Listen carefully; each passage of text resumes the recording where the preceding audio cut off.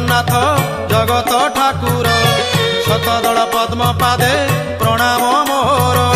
तुमे ज्ञानदाता प्रभु गणेश रूपरे हो गणेश रूपरे ज्ञानर आलोक दियो अज्ञान अंधारे तुम दया बिना हो तुम दया बिना ब्रह्मा शंकर हुअंती बाट बणा तुम दया बिना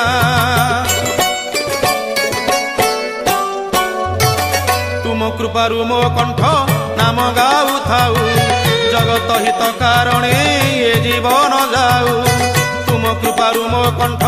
नाम गाऊ थाऊ जगत हित कारणे ये जीवन जाऊ